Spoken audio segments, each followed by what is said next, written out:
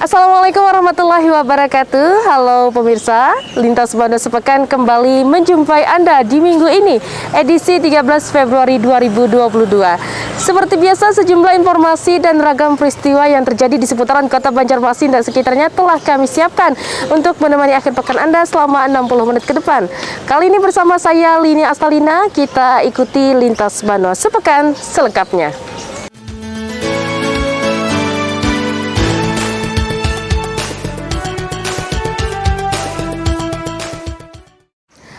Ya pemirsa, kita awali informasi yang pertama. Kepolisian daerah Kalsel kembali menggelar vaksinasi COVID-19 serentak yang kali ini dipantau langsung Kapolri. Sementara itu Kapolri Jenderal Listio Sigit Prabowo juga meminta jajaran Forkopimda, Provinsi Kalsel dan 13 kabupaten kota untuk sesegeranya melakukan antisipasi agar tidak ada lonjakan pertumbuhan COVID-19 varian Omikron dengan menggencarkan pemakaian masker dan vaksinasi kepada masyarakat. Kepala Kepolisian Republik Indonesia, Jenderal Polisi Listio Sigit Prabowo hadir di Gedung Sultan Suriansah, Kamis 10 Februari 2022. Didampingi Gubernur Sabirin Nur, Kapolda Kalsel Irjen Pol Rihwanto, dan Kapolresta Banjarmasin Kombes Pol Sabana Atmojo, Kapolri turut menyapa masyarakat yang mengikuti vaksinasi serentak.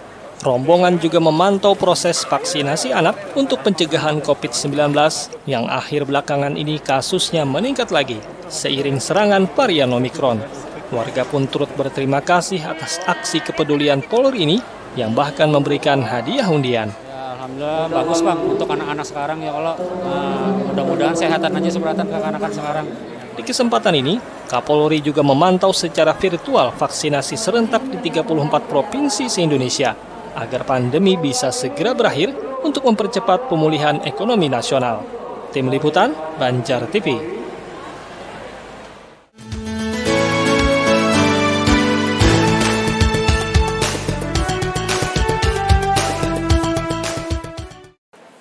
Kapolri Jenderal Polisi Listio Sigit Prabowo melakukan kunjungan ke Banjarmasin guna melihat langsung pelaksanaan vaksinasi presisi yang diselenggarakan Polda Kalimantan Selatan dan Polresta Banjarmasin dengan target 3.000 dosis suntikan yang sasarannya kepada anak usia 6 sampai 22 tahun dan para lansia.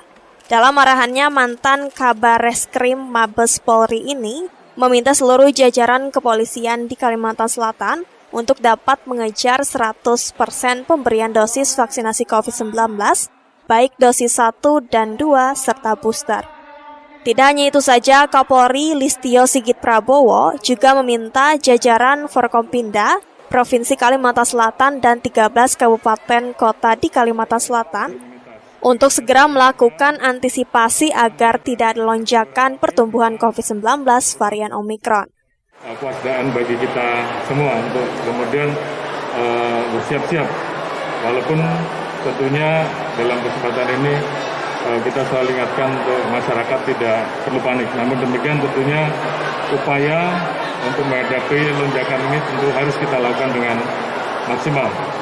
Salah satu yang selalu saya ingatkan adalah bagaimana melakukan akselerasi terhadap vaksinasi di wilayah-wilayah yang tingkat pencapaian vaksinnya belum mencapai 100%. Rata-rata vaksinasi nasional dosis pertama saat ini sudah 89%. Tentu saja kita terima kasih kepada Kepolisian Republik Indonesia di mana Pak Kapolri datang langsung ke Kalimantan Selatan dan telah tadi memberikan arahan dan juga tentunya ini semua dalam rangka menghadapi COVID-19 dan varian baru Omikron yang harus kita waspadai bersama.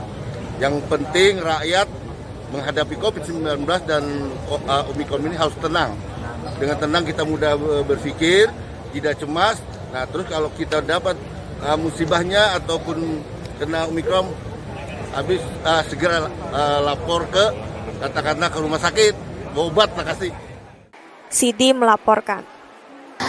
Selanjutnya, tim Satuan Tugas Satgas COVID-19 Provinsi Kalimantan Selatan merilis adanya varian Omikron terdeteksi di Kalsel setelah keluarnya hasil laboratorium dari sampel yang dikirim ke Whole Genome Sequencing atau WGS, Balitbangkes Kementerian Kesehatan RI di Jakarta.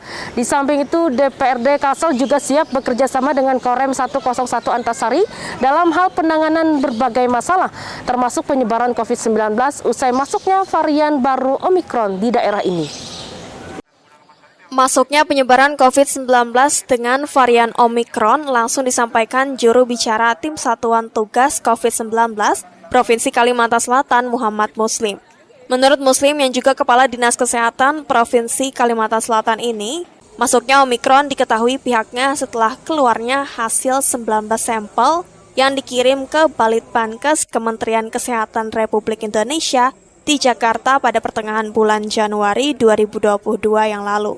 Dari 17 sampel ini merupakan 10 sampel dari Rumah Sakit Ansari Saleh Banjarmasin dan 9 sampel dinyatakan positif Omikron. Kemudian sisanya 7 sampel dari hasil tracking yang mana hasilnya sebanyak 5 sampel dinyatakan positif Omikron. Dari yang 9 itu ada 3 dari Banjarmasin ya.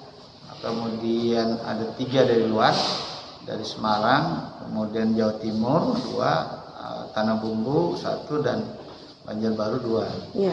Nah yang dari yang 5 itu Banjarmasin ada 3 dan 1 Tanah Bumbu, 1-nya dari Jakarta. Ya. Oke. Jadi kalau kita lihat kronologi itu lebih dipengaruhi kemungkinan besarnya adalah penularannya melalui faktor-faktor perjalanan. Atas temuan ini, pihak Tim Satuan Tugas Satgas COVID-19 Provinsi Kalimantan Selatan langsung memperketat melakukan upaya testing, tracking, dan treatment kepada masyarakat. Sidi melaporkan.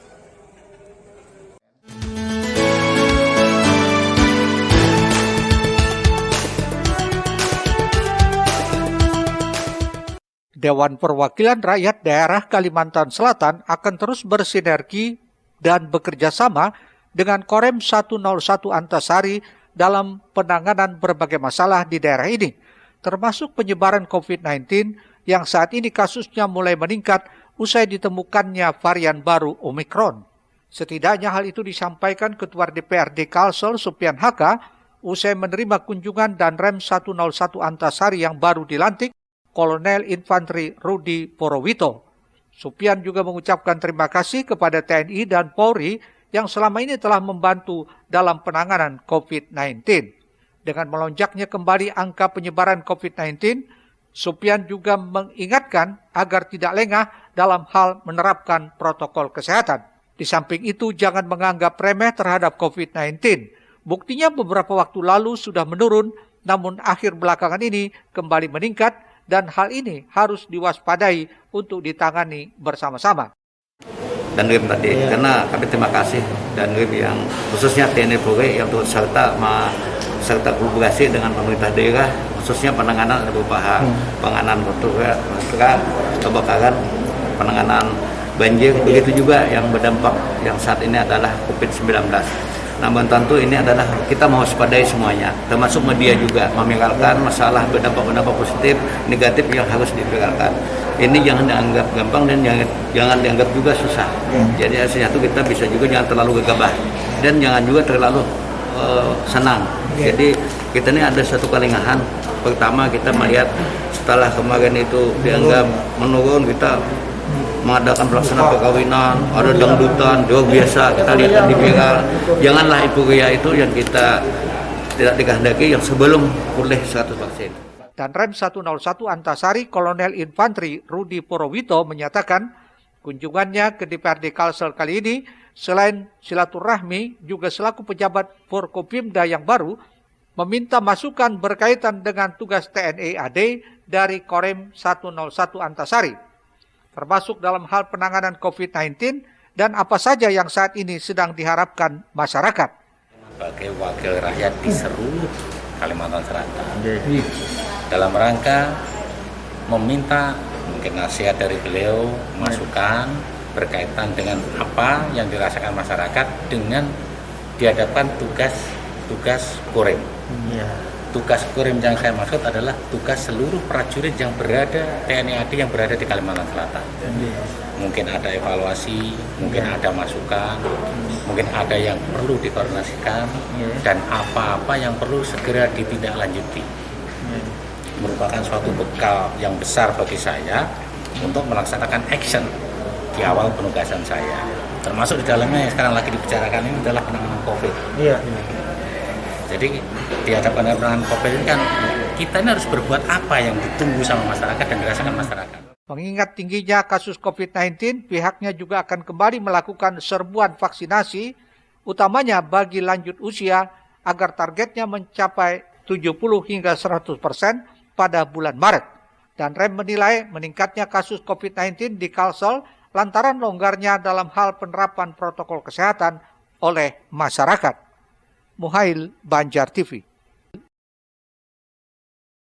Pemirsa, Wakil Ketua DPRD Kota Banjarmasin Mat Nur Ali menghimbau seluruh wakil rakyat dan masyarakat untuk tetap disiplin protokol kesehatan dan mengingatkan jika memang merasa tubuh kurang enak agar segera mengontrol ke pusat layanan dan menahan diri untuk bepergian. Sampai saat ini pandemi COVID-19 masih belum berakhir. Bahkan kini varian baru Omikron mulai masuk ke Indonesia. Terkait belum berakhirnya pandemi tersebut, Wakil Ketua DPRD Banjarmasin Mat Nur Ali dari fraksi Golkar menghimbau pada seluruh pimpinan serta anggota DPRD Kota Banjarmasin untuk terus mengutamakan protokol kesehatan dalam setiap harinya, termasuk dalam kunjungan kerja keluar daerah. Minimal harus selalu membawa hand sanitizer serta disinfektan agar ketika dalam perjalanan sampai ke tujuan, semua harus disterilkan. Hand sanitizer itu merupakan tangan abadi kita saat sekarang itu. Sama dengan masker nih. Ini tangan abadi kita. Lebih baik kita kembali ketika misalnya ketinggalan, hampir ada alamat beli. Ya. Dan begitu juga hand sanitizer kan bisa dibeli. Ya.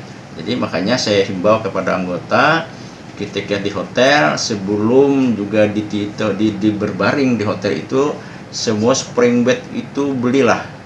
Desinfektan ataupun hand sanitizer itu disemprot dulu, handuk-handuk yang ada di hotel itu handuk disemprot juga supaya kita lebih aman seperti itu. Sehingga ketika dia kembali ke rumah ke keluarganya dia aman keluarganya.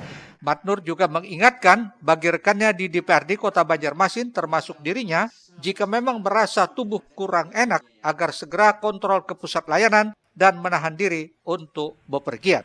Tim Liputan Banjar TV. Baik pemirsa, usai jeda berikut kami hadirkan informasi Kalsel siap daerah penyangga IKN Nusantara. Tetaplah bersama kami di Lintas Banua Sepekan.